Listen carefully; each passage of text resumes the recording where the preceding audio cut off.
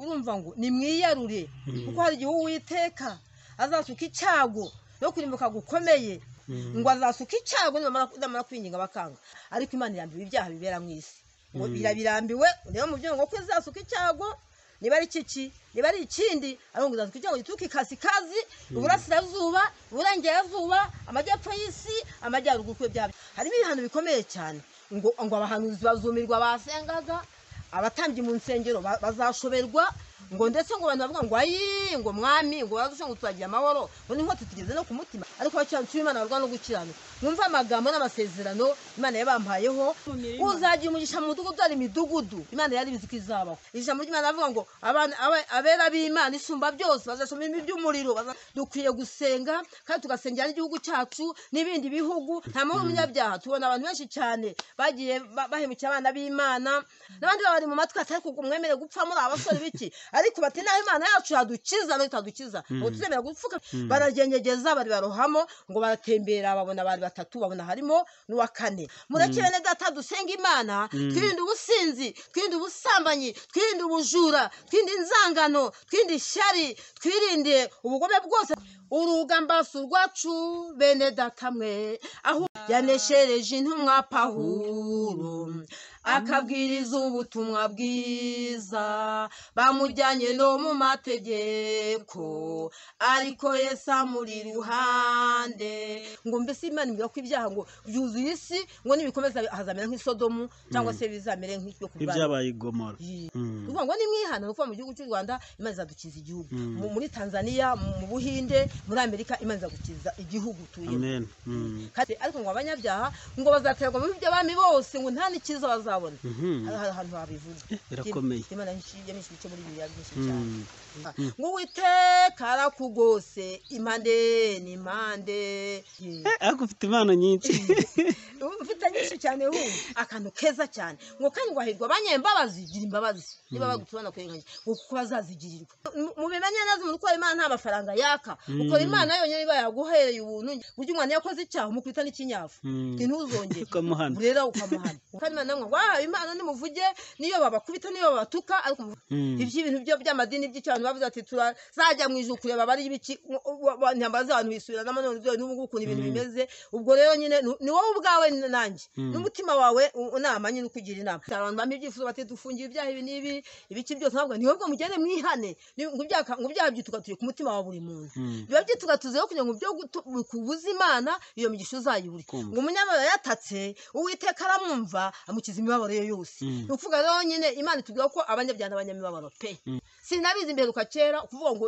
umwana yarwaye ngo ngiye kuraguza ibyo byose ngo ariko Imana kandi Imana irabyanga ni ukubireka rero abandi umunyamashengesho wa telefona urwaye ukizera nkagusengera ugakira ndagusujeho kuri Emma Hills TV ndetse Imana Emmanuel nkuko musanzwe mubimenyereye ibintu ndizera ko birize kugenda neza cyane umunsi turi mu burasirazuba ibintu biraza kuba bimeze neza cyane ndagusoje mu majyepfo amajyaruguru iburasirazuba iburengerazuba n'intara y'umujyi wa Kigali ndizera ko ibintu bikomeje kugenda neza cyane abantu muri mu Buhinde mudukurikira tuba tubabona abantu mu Bushinwa mu Buyapani hariya muri Amerika mwese mudukurikiye tuba tubabona muri Analytics tuzakora ko ibintu bizaba bikomeza kugenda neza cyane kandi turabashimiye bituvuye ku mutima nkuko mubona kuri kamera za Emma Hills TV twasuye umukecuru n'undi muntu bari kumwe baraje babibwire mu kanya gatoya ibintu biraza kugenda neza cyane n'abakozi b'Imana Imana yagiye ibabatumaho ku bintu bigiye bitandukanye ndizera ko ibintu birize kugenda neza cyane mukecuru Yesu ashimwe ahimbazwe cyane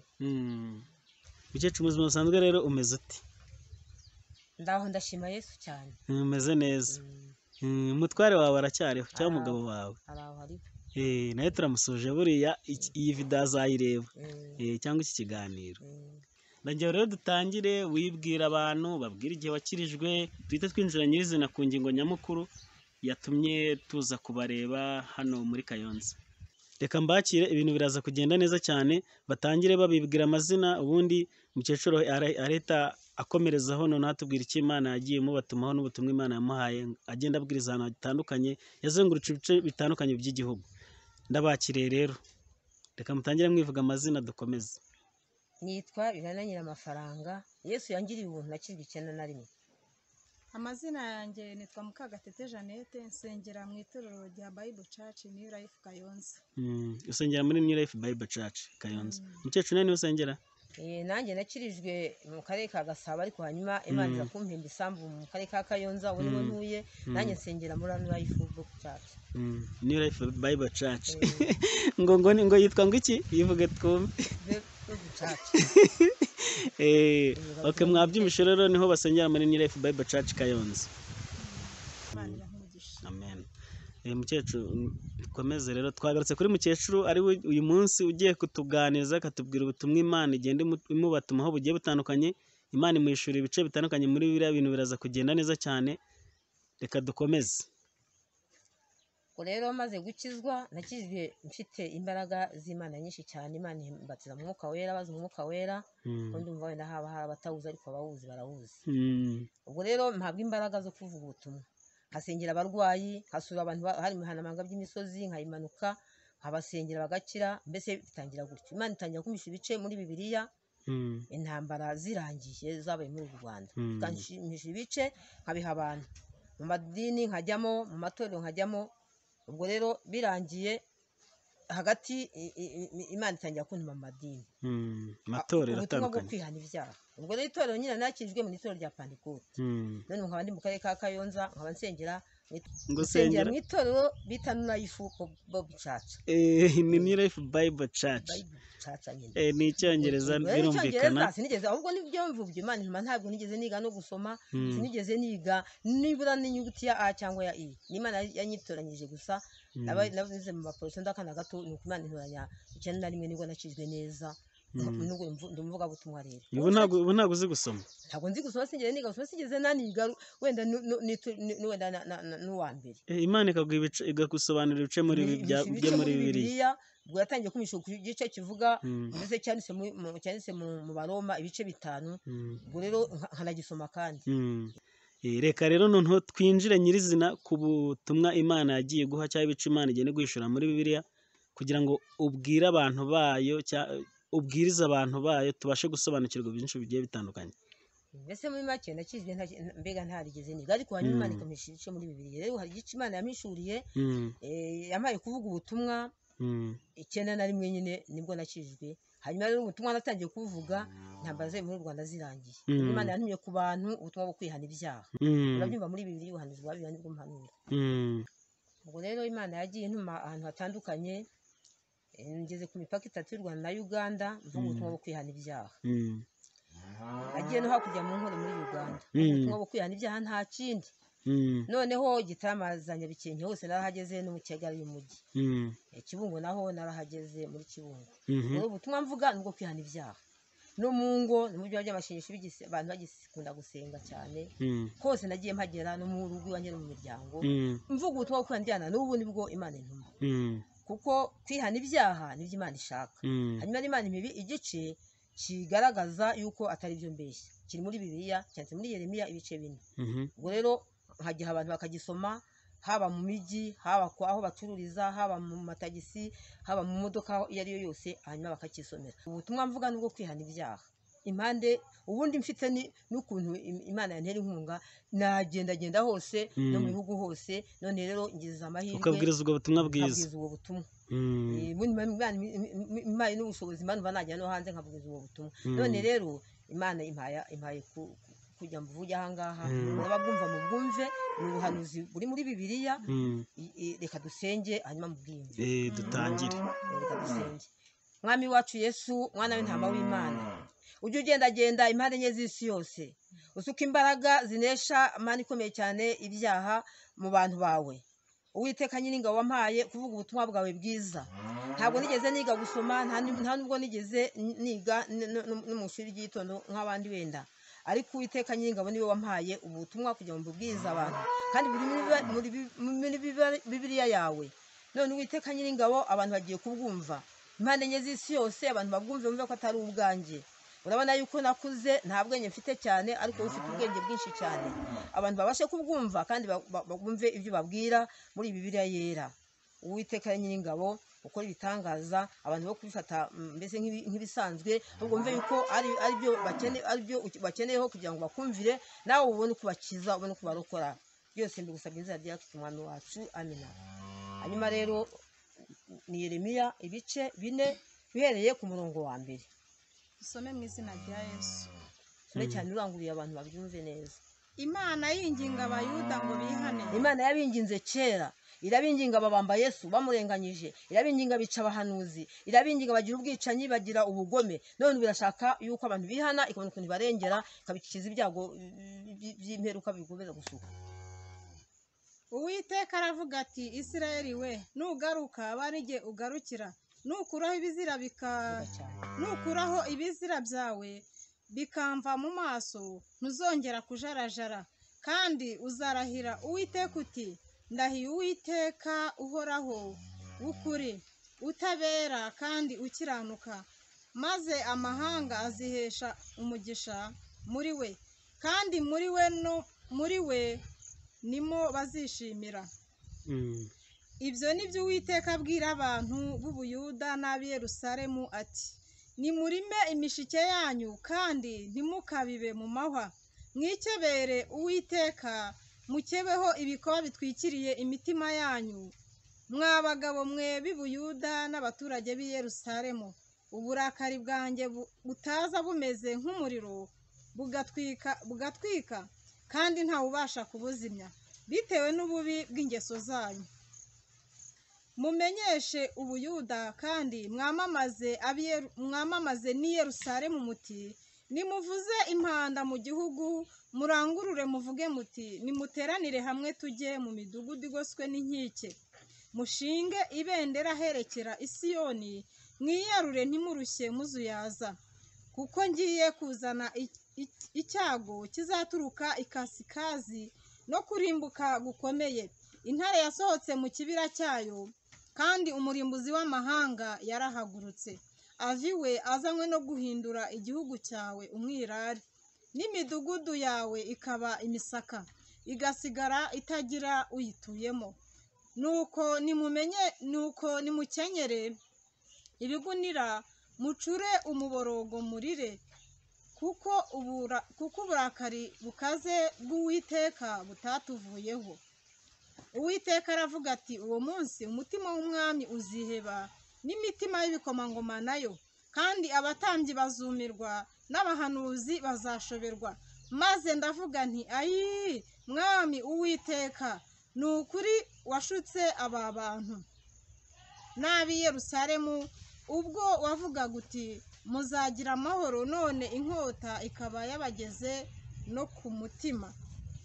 Icyo gihe ubwo rero bene data ubwo butumwa murabwumvishije.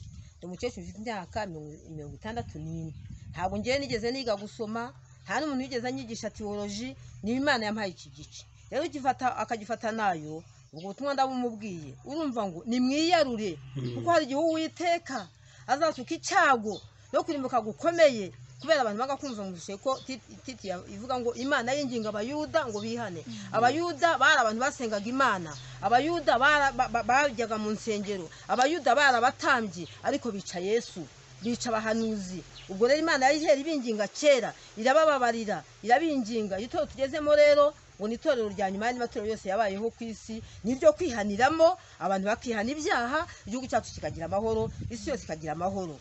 Kubera yuko hari ijambo rivuga ngo nimunyumvira, haleluya, ngo nanjye nzabakiriza igihugu. Noneho rero nitwumvira Uwiteka, ubwo butumwa Imana impa yabumpaye, mbese ntabwo nzi kubara neza, ariko hafunze nk'imyaka ibumpaye, hafunze nk'imyaka igera muri 5. Imana yihangana gutyo, irihangana. None murebe ibyo ukuntu biri mu kudusukwaho, ngo azasuka icyago namara kwinginga bakanga. Amatelefone aravuga, amaradiyo aravuga, abavuga butumwa barahagutse baravuga, abaturuka mu misozi yose bagiye baturuka mu bihugu baravuga, nakiri cyane n'abandi ko bagiye bahaguruka. Kugeza ubu rero Imana yashaka abantu bihana, bakihana ibyaha byose, ukagenda ugendana n'Imana yawe, udakora cyane kugenzura iby'amadini n'ibindi byose biriho, ariko nigiye kwigenzura mu mutima w'umuntu. Mu mutima wawe niba umuntu ngo azuka icyago kubera ingeso mbi z'abantu banga kwihana.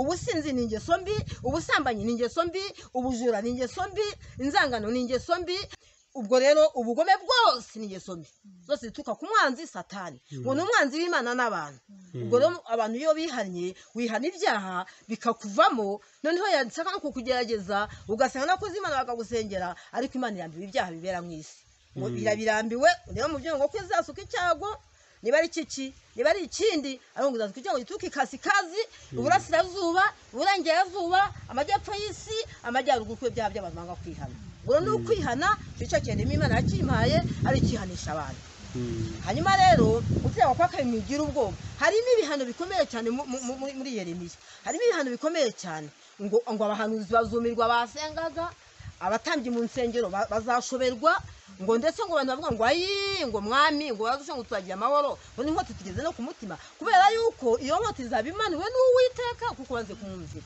ubwo rero abantu barigisha ntabwo ngaye amadini abantu ariko kwihana baravuga ati twarakirwa amadini yose navuga ko atakije ariko n'ibyaha byuzuye isi ubugome bwuzuye isi inzangano zuzuye isi mu miryango mu madini mu bihugu ubwo rero Imana ni umutima wo kwihana icyaha nta kindi ahasiga ukagendana n'Imana yawe ukagenda ugaca mu nzira ikuyoboye biryanje mu gutegekwa kwa 2:18 mwigira ubwoba cyo kirimo ibihano bikomeye cyane byinshi mwabyumvishije cyese umuntu abyiyandika akajya bisoma nanjye rero abantu bamirimba arashaka kugira ngo mbireke nawe ubireke no tuzibona ibi byiza biri mu gutegekwa kwa 2 Imana yo kuduhumuza yuko ibyo byose nubwo biriho izahana abanyabyaha banga kubireka ariko bacyantse Imana barwa no gukiranuka mwumva amagambo n'amasezerano Imana yabampayeho mwihane nimara kwihana amasezerano turiho ko twayasingira tutarimbutse gutuma rwe amen ngaho asomye gutegekwa kwa 2:28 mwumve ibihumuza by'Imana rero mwigira ubwoba Imana turiho ntabwo Imana yagiye irahari nubwo ibi byago biriho nubwo twiheba tugacika intege ariko kumenye ko Imana iriho bamba bategeko rero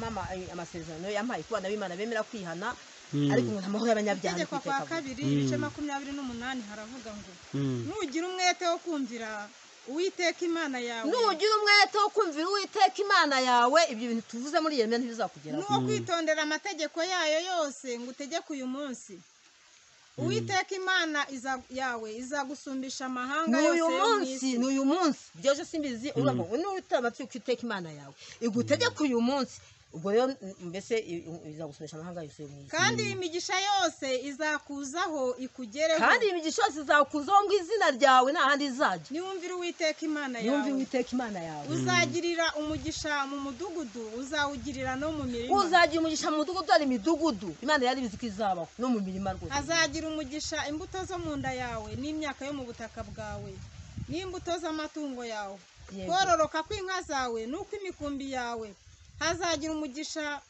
igitenga cyawe n'ikibo uvugiramo uzagira umugisha mu majya no mu maza uzagira umugisha komeza uzagira umugisha mu majya no mu maza Uwiteka azatuma ababisha bawe baguhagurukiye banesherezwa imbere yawe Uwiteka azatuma ababisha baguhagurukiye banesherezwa imbere yawe mwigira ubwoba ahubwo mukiranuke gusa amen bazimana ikore bazaca mu nzira imwe bagusanganiye baguhunge baciye mu nzira ndwi bazaca mu nzira imwe bagusanganiye ngo banakwica ku ihohotero ko bagunye baciye mu nzira ndwi Uwiteka azategeka umugisha kuba mu bigega byawe no mu byo ugerageza gukora azategeka umugisha kuba mu bigega byawe mu mirimo uhinga mu byo utunze n'ubyageza gukora byose n'akazi ukora azaguhera umugisha mu gihugu Uwiteka Imana yawe iguha Uwiteka azagukomereza kumubera ubwoko bwera nuko yakurahiye niwitondera amategeko y'Uwiteka Imana yawe ukagenda mu nzira ikuyoboye amahanga yo mu isi yose azabona ko witiriwe izina ry'Uwiteka agutinya amahanga yo mu isi yose azabona ko witiriwe izina ry'Uwiteka agutinya ariko udakora icyaha wihanganira byose ntukora icyaha bazajya bakora gutinya kubera igitinyo cy'Uwiteka kikuriho Uwiteka azakugwiriza ibyiza by'imbuto zo mu nda yawe n'ibyiza amatungo yawe n'iby'imyaka yo mu butaka bwawe mu gihugu Uwiteka yarahiye ba sekuruza banyu yuko azaguha Uwiteka azagukingurira ijuru mu bubiko bwe bwiza ngo ajya kuvubira imvura mu bihe byayo ahe umugisha imirimo ikuva mu maboko yose uzaguriza amahanga menshi maze ntuzayaguzaho Uwiteka azaguhindura umutwe ntazaguhindura umurizo uzaba hejuru gusa wigira ubwoba ntabwo uzaba hasi niwumvira amategeko niwumvira Uwiteka ukarwana no gukiranuka rwose cyane igutegeka uyu munsi ukayitondera ntuteshuke iburyo cyangwa ibumoso ukayitondera ntuteshuke iburyo cyangwa ibumoso ngo uve mu byo ngutegeka uyu munsi byose uhindukirire izindi mana uzikorere guhindukira izindi mana rero gutukana no guhindukira izindi mana ugukundikira izindi mana kurwana gutongana ishyari umujinya kujya mu bapfumu kugenda ukagira ibintu byose ugurana imana yawe yakwiremeye uguhindukira izindi mana ubwo rero ntuhindukire izindi mana ngo uzikorere ukihana neza imigisha yose izakuzaho mu rubyaro rwawe mu mirimo uhinga mu kazi ukora mu byo ugerageza gukora byose iyo mana urumva twayigura n'iki kindi yamenya ibyacu byose gukiranuka maze aho tukayimenyesha tukayisingira tuzayisingira ijambo ry'Imana avuga ngo abera b'Imana isumba byose bazaca mu by'umuriro bazaca mu ngorane nyinshi ngo kuba mukiranutsi ni menshi ngo twiteka mukiza muri byose ubwo rero ukumva ngo nta kintu kimwe kudukanga nubwo hari byinshi cyane dukwiye gusenga kandi tugasengera n'igihugu cyacu n'ibindi bihugu twihana ibyaha no dusenga nta byaha twihana ni ukukora ubusa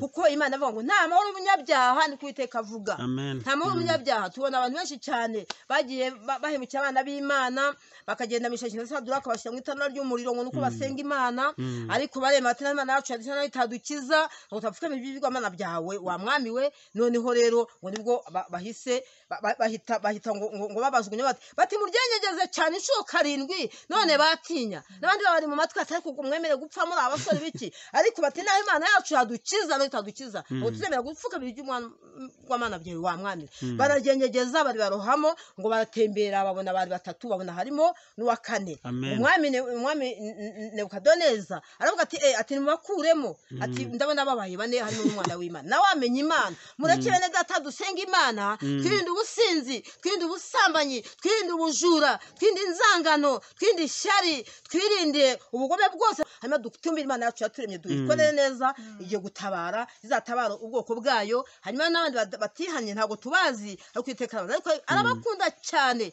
cyane abakomeye aboroheje asaka ko abantu bihana ibyaha bamara kwihana Imana ikabona ukuntu barengera ikarinda n'ibihugu byabo ubwo rero nuko kuntu bimeze ubutumwa Imana yampaye n'ubwo ngubwo ariko n'ubutumwa umuntu yakwikorera ubwe mu mutima we ukagendana n'Imana yawe Imana yawe rero ugendana nayo ngo cyo yagendanye n'Imana imyaka 360 ntabwo rero kugendana n'Imana no kugenda wirinda ikibi ugira abantu neza n'abarwayi basengera no kugenda ukamubabarira ukagendana n'Imana hanyuma Imana ikakurindira ntabwo Imana izishimira ko abantu bayo barimbuka ugishaka yuko bakizwa akamenya ukuri rero nuko kuntu bimeze asigaye rero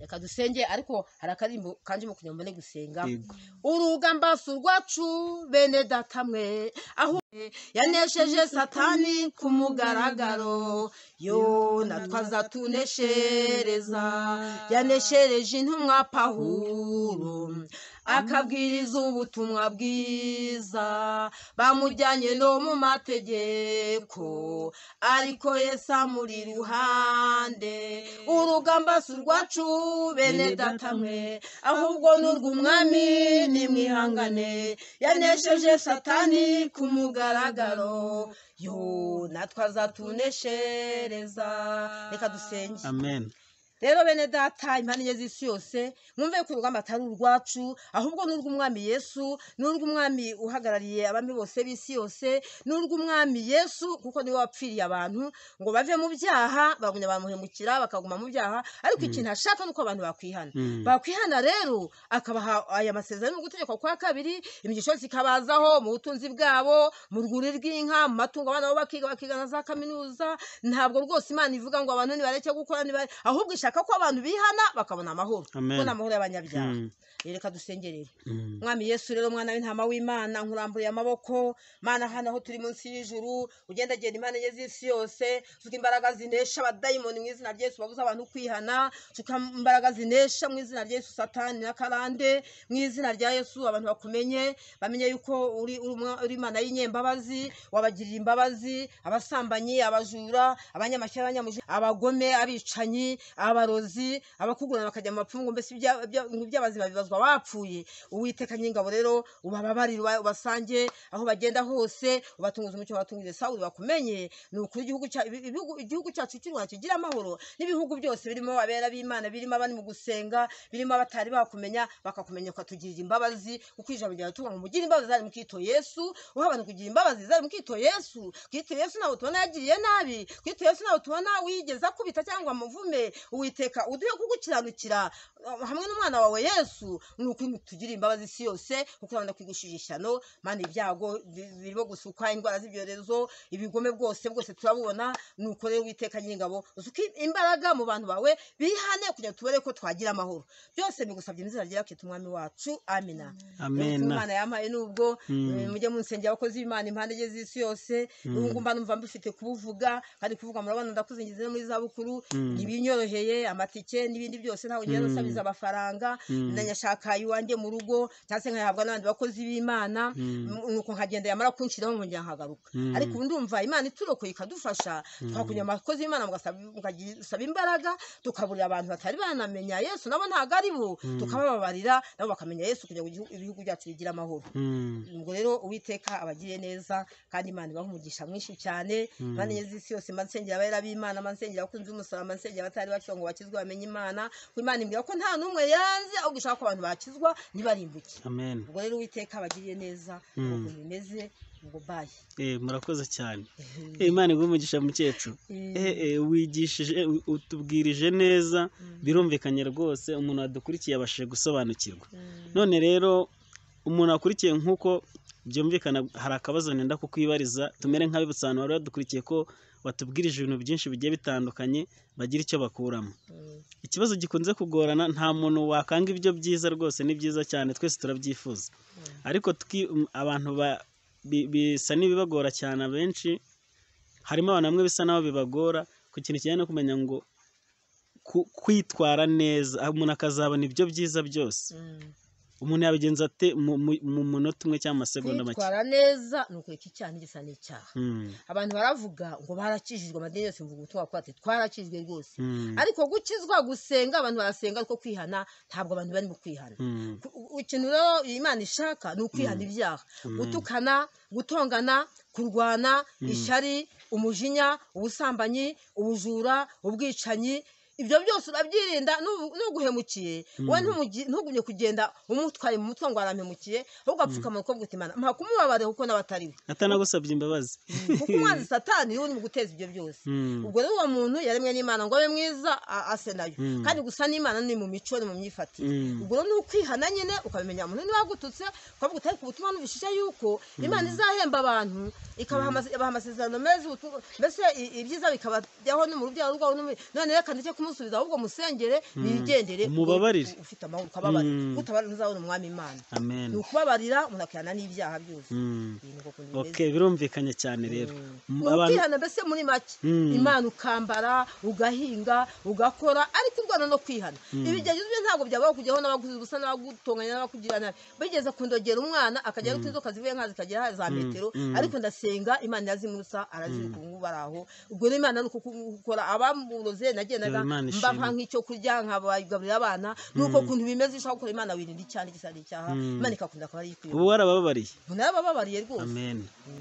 Ibyo bintu ni byiza cyane. natwe twese abantu bakurikiye iki kiganiro cyangwa ubutumwa, Imana idukoreho rwose, iduhe umutima imenetse cyangwa umutima umenetse. Mbese ukagira urukundo, umwana wa mwene so niba atsinze kaminuza ukavuga uti yaba yajyaga imbere, nanjye ejo uwanjye yazamugira umumaro, yazamuha akazi, ntugire ishyari umuhekegere. Mbese Imana irashaka abantu bihanye ibyaha, ngo mbese Imana imbwira ko ibyaha ngo byuzuye isi, ngo nibikomeza hazamera nk'isodomu, cyangwa se bizamere nk'ibyo ku bwami ibyabaye i Gomora.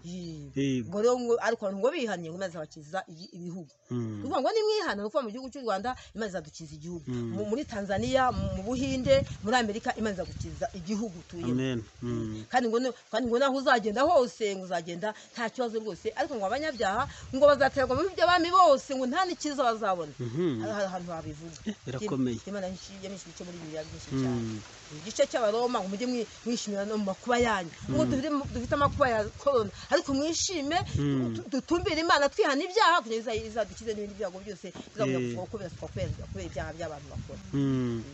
okay ni ukwihana icyaha n'igisa nacyo tukababarira muri make nibwo butumwa Imana imwe ukababarira mu isi tuzi ko harimo abo bagome nyine Imana ivuga mubabarira umusengere nakira azakizwa abona ibyo byiza nadakizwa azahana kuko Imana ivuga yuko izahana kandi gahenda yahannye kandi Sodomu wabwiye ibyaha bararimbuka kuko ari kumukiranutse ihana ku bwa Nowa nabwo hararimbuka harokoka Nowa wenyine byashyize mu ntoki ubu nk'ibyacu rero turimo nagakiza ka Yesu yari umunyembabazi nyinshi cyane Yesu ntabwo yagiraga nabi Yesu nta n'uwo yarebaga nabi ariko baramwica baranamubamba atwereka inzira rero niyo kwihangana niyo akaba gutabarira akagukiza ari indwara ari abagome ari abakugomera iki byose Uwiteka akaba ugenda akugose impande n'impande hari kadirimbo kanje bakavuga imvugo ubutumwa bwo kaza ngo Uwiteka arakugose impande n'impande amasezerano ube muri we kukurugamba rwacu amen ariko ufite impano nyinshi ufite nyinshi cyane tuzagaruka buriya abantu badukurikiye bajya muri comment batubwire barumva bimeze gute Imana yatangiye indangira w'ibiciro mbese icyo gice cyanditse muri Matayo ibice 5 kiravuga ngo Yesu yerekana abahiriwe abaribo Imana imibice nanye nkanabisoma ubwo rero ngo muzahirwa ubwo bazabatuka nukuvuga ngo niba uvugira n'Imana bakagutuka ihangana bababare sibo ngo muzahirwa ubwo bazabatuka bakabanga bakabeshera ibibi byinshi mutakoze muzishime munezerwe kuko nta mugabo gatandukana na shebuja ngo na Yesu niko bamugize ngo kandi akantu keza cyane ngo kandi wahirwa abanyembabazi gira imbabazi niba bagutubana kwenganya ngo kuko bazazigirirwa ngo kandi yahirwa bashavura amina kuko nibo bazahozwa dushavuza mu isi ni byinshi tubura abacu tugira indwara z'ibyo ariko ngo ishima unezerwe kuko hari igihe uzahozwa yego rero byinshi cyane Imana yandangiye tuzagaruka ngo mujye mwishimira no mu makuba yanyu makuba atera kwihangana kwangana ngo atera kunesha ibigerageza umuntu niba ugeragezwa niba ngeragezwa ariko twihangane kuko ibyo bintu bizatuneshereza Imana imwe turengeye amina reka ndetse ntarambirana bishobotse mwazongera ndetse twazongera twazagaruka nta kibazo gozi n'uyu muntu kozi w'Imana na Imana imumugisha ndetse uyu murimo akora Imana izawumurindiremo izamuha umugisha mbese n'abakozi Imana Imana y'isi yose Imana ibaha umugisha nuko ikana atari bamenye Imana nabi Imana ikomeze kubarinda barengere kugira ngo ubu butumwa tuvuga bageho rwose bazakizwa bamenye Imana kiri Imana ibone kundi turengera ntabwo isaba ko abantu bayo barimbuka rwose bishaka ko bakizwa bakamenya Imana ariko ngo niba gukizwa ngo igiye guhana kandi igiye no guhemba amen niba wakoze neza uhembwe niba wakoze nabi uko kumeze rero reka ndeke no kuzira nta kibazo gahunda Imana ibintu yampaye ni byinshi ubutumwa navuze rero Imana yagendaga naba amafaranga nciriyeho moti kaziti mukecuru urajya hehe niwe ndakavuga ni wenda navuze ubutumwa mu karere ka Nyagatare ahantu bita Rukomo ahantu bita Rwimpasha ngeya njya kujya mu nkore ahantu bita Kabare za Bushara Mutara mbega za Tabagwe ubwo najyana nabamaze kunanirwa wenda cyangwa se mbona amafaranga nsho kubona nsaba amafaranga ntimuzaje mubimenye neza umuntu ko Imana nta mafaranga yaka uko Imana yonyine iba yaguhereye ubuntu ngewe nakuye ko nigeze niga gusoma sinigeze ngira n'ishuri nigamo Yesu wangiriye ubuntu rero ndashima Imana ko yampaye guhishirwa ibice muri Bibiliya nkigisha abantu bakoyoheje bakabyumva ko ari ibintu bisomera kandi bakabyumva none rero mujyageze rero turi dusenge cyo ngo kira tukasikazi burasirazuba burongerazuba majyepfo amajyaruguru wenda cyaba niyikora ariko wenda dukijijwe tukamenya Imana neza tukayikora neza tukihana wenda kidukiza ariko Imana ashaka ko abantu bihana naho nibatihana byagubiza munyabisukwe kubera yuko Imana ari itugiza nayidutunze yego rero ashaka abana bayo uko bihana buryo umwana yakoze icyaha umukwita n'ikinyafu ntuzongere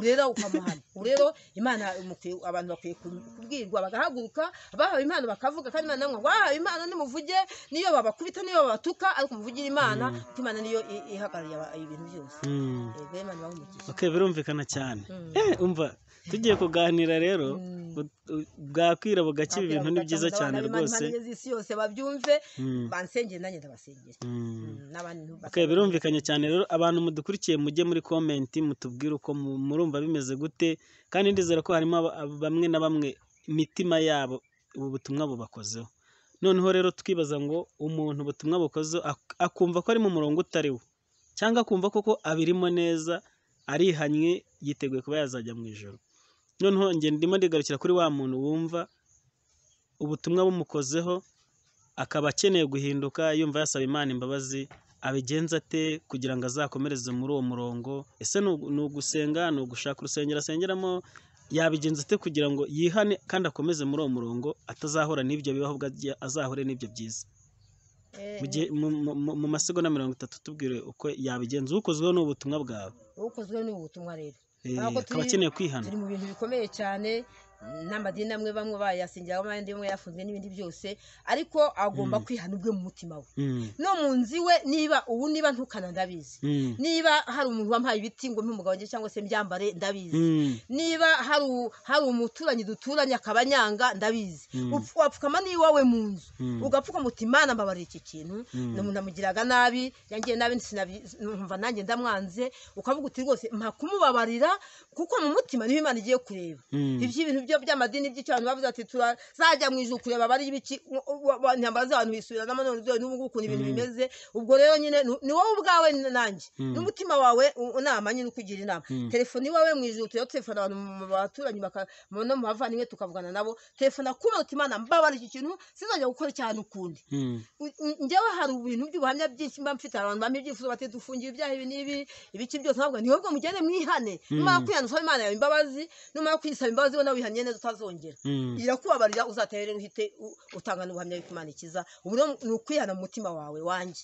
Uko ndwana nawe rwana ko, kuko irwana wihana n'ibintu ngo ibyaha byitugatuye ku mutima wa buri muntu.